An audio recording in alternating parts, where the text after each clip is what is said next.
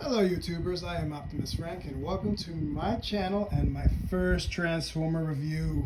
Now I have a modest collection compared to others on YouTube, I think. I gave it some thought and decided to make my first review on this Netflix Leader Class Ultra Magnus.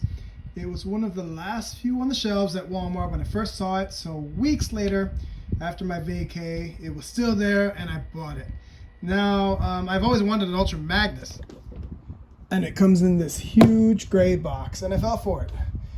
Big gray box with Transformers written on it, and I fell for it. I was sold. There's also this surprise thing on the bottom that my daughter opened earlier. Well, I'll show you later. I guess that was the spoiler part because everybody knows really what comes in here at this point. So, but yeah, I got it, and no regrets. I really like this piece. So let's get into it. And I'm glad I got this one in particular because, on a personal note, the Siege toy line is one of the reasons I decided to seriously collect Transformers again. I actually started during Titan's Return because they were so beautifully done. Blur, Cup, and Hot Rod were some of my favorites, but Siege spoke to me more because this is what Transformers to me should be at their core. I mean that at its most entertaining, or the way I look at it, the Transformers universe is a dark place with characters going through dark times, and not just the previous Siege toy line, but the Netflix toy line, Netflix Siege toy line nails it with Ultra Magnus. In his colors alone, he's not the traditional America red, white, and blue we're used to seeing. More than any color, his brightest color is covered in a dark gray soot. He doesn't look clean, but he's been to hell and back, and I love it. He comes with Battle Master or Battlefield Rung, the only Battle Master I've seen that shoots lightning. Rung is transparent pink. Let me get a closer look. There she is. He is. I'm not sure if it's a fembot, but it's a transparent pink with blue eyes and a blue spherical center. There's also silver around the eyes and upper torso around the blue. Not sure if Rung is a fembot, like I said, but no matter. Rung still looks nice. Rung cannot bend at the elbows or the knees. I do like to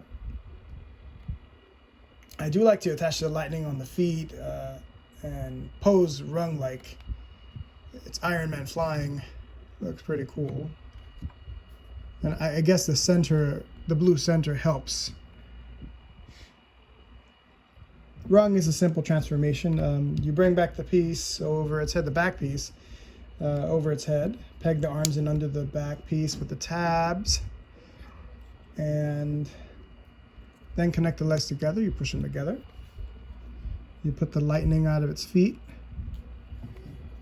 And before you know it, Ultra Magnus has another gun. He's as articulate as most of the toys in the toy line. So let me just go over what Ultra Magnus can't do, especially in this armored mode. His upper body can do just about everything, if not most of what the other bots can do.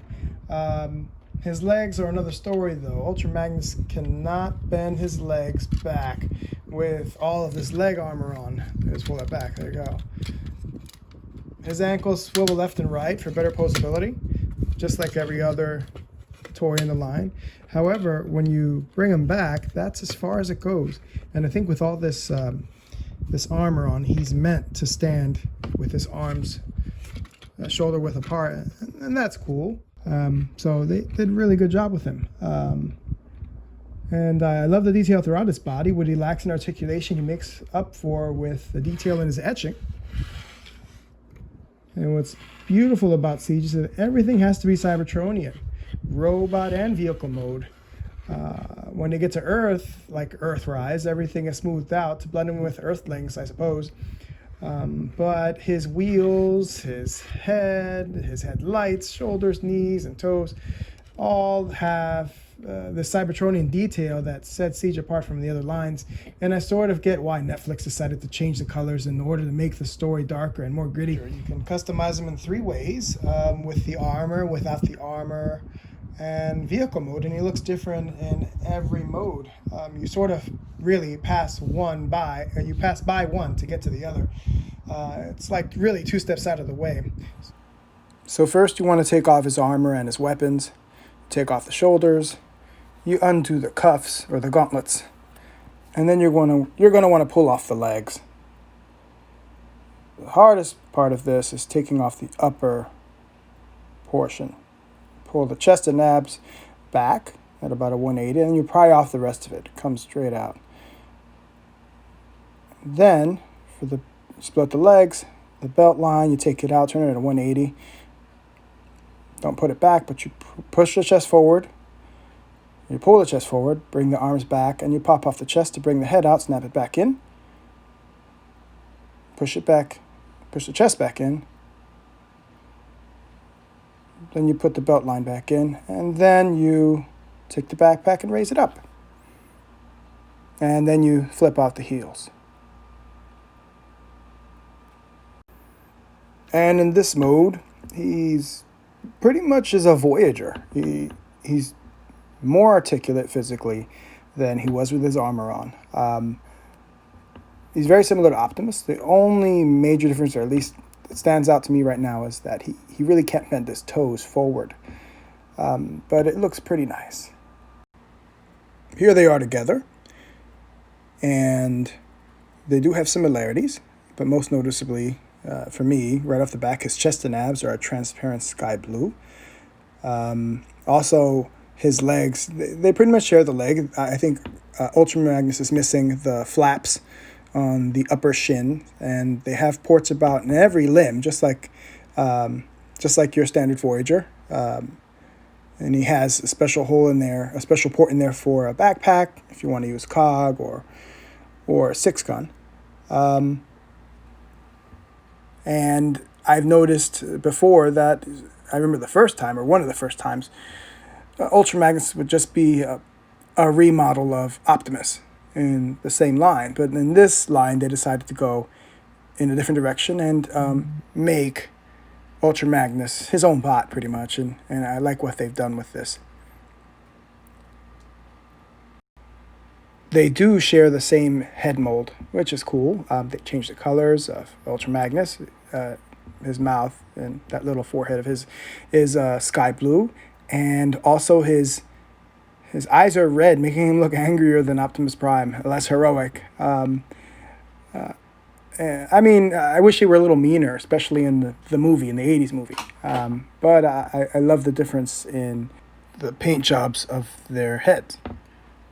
I mean, he looks meaner with this paint job and in this figure. I can only hope that they change his personality in the Netflix version. I hope he's kind of some sort of...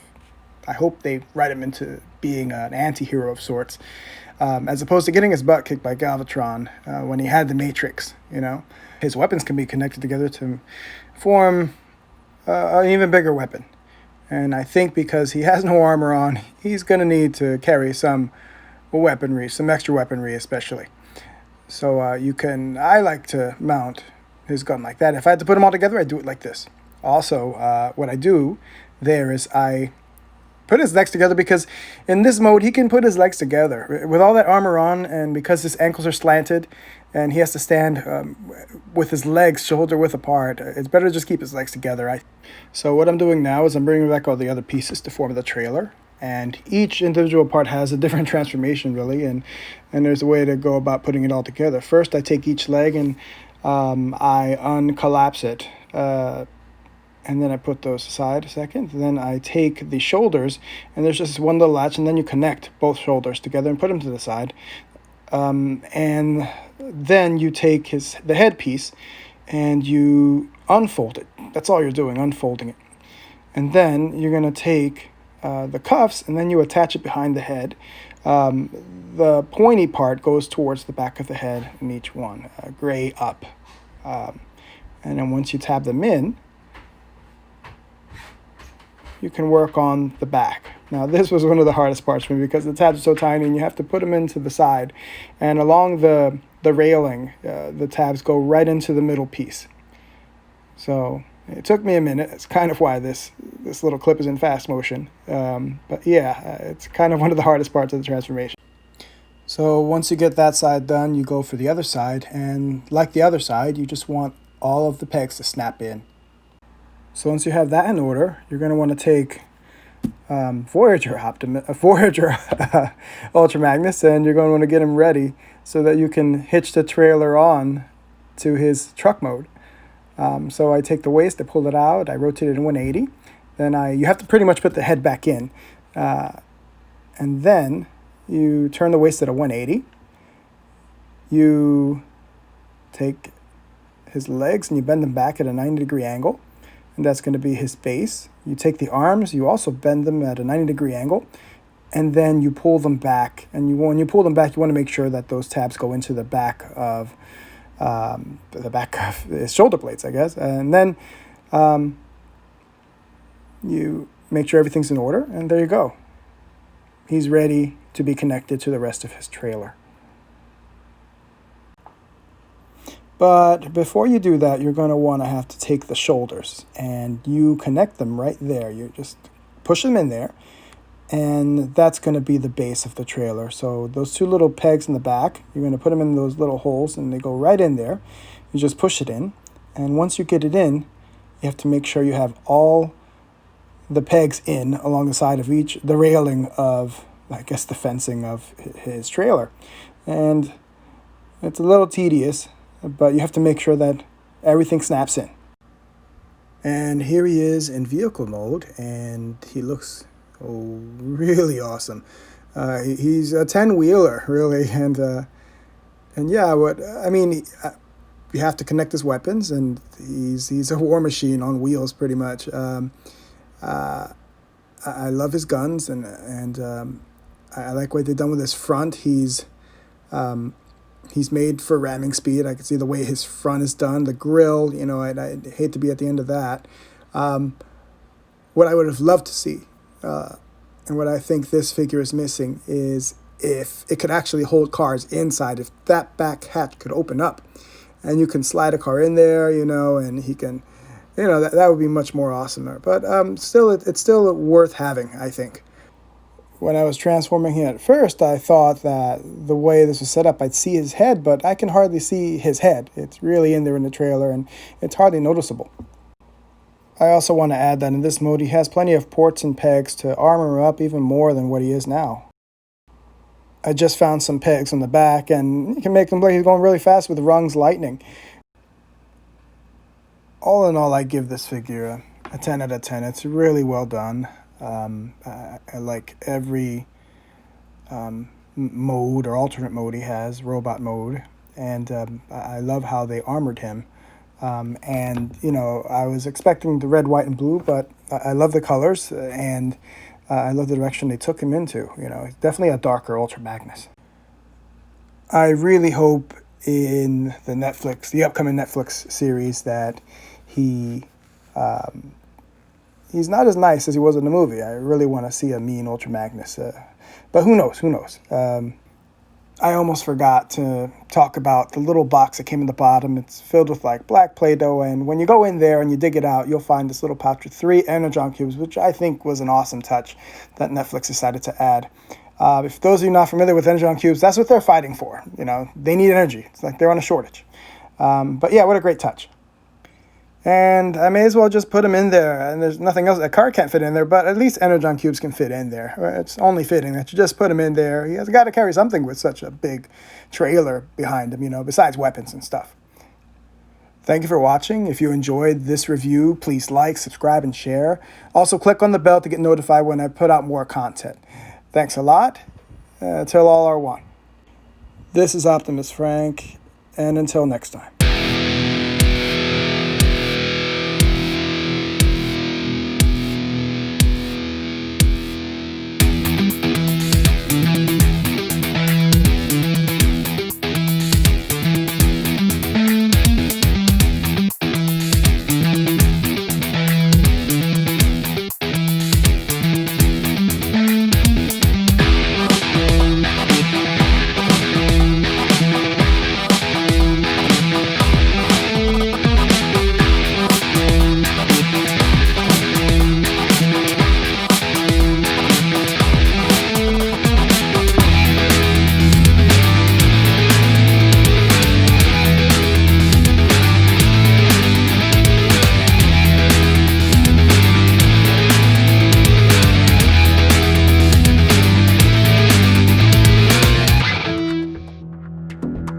Bye.